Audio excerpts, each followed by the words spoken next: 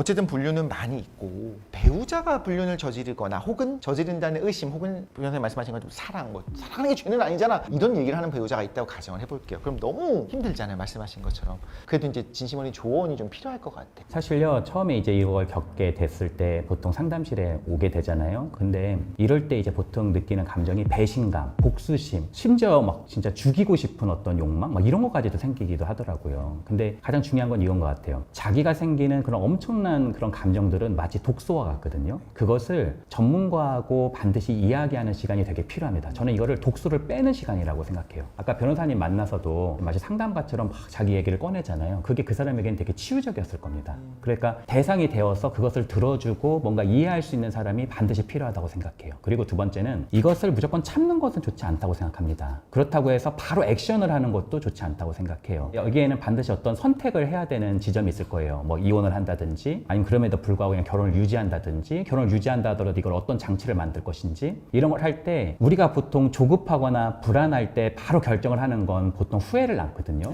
그래서 정신건강 관련한 어떤 전문가라든지 아니면 뭐 가장 좋은 친구라든지 아니면 우리 변호사님이라든지 이런 다양한 전문가라든지 사람들과 이런 부분에 대해서 충분히 이야기를 해보면서 조금 합리적으로 선택해 보는 것도 좀 필요하다고 생각됩니다. 철저하게 본인 중심으로 결정하세요. 다만 왜 주식 사고 파는 분들도 급하게 사고 팔면 손해본다 그러잖아요. 맑은 날 개이고 나서 생각하라 그러는 것처럼 그 이혼 법정 드나드는 분들 보면 제 눈으로 보기엔 법적인 문제로 다니는 게 아니라 감정 컨트롤 못해서 다니는 분들이 대부분이거든요. 근데 사실은 법적으로 해결하려면 경제적인 것까지 포함해서 최대한 냉정해져야 되는데 인생을 판단할 때도 이 사람이 없어도 나는 살 수 있으면 갈라서는 것도 하나의 옵션이 되겠죠. 근데 난 이 사람이 없으면 못 살 것 같으면 갈라서는 건 옵션에서 빼고 나머지 해결책을 찾아야겠죠.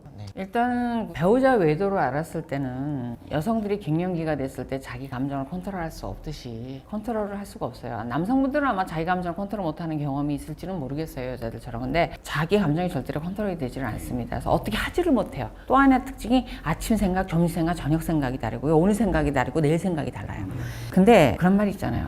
이 또한 지나가리. 지나갑니다. 그래서 저는 그때 그런 얘기를 해요. 우선 본인이 이것 때문에 어떤 목적이 있었든 애 때문에 뭐 이혼을 못한다, 뭐 때문에 못한다 이렇게 말하시는 분들한테는 전 직설적으로 얘기해요.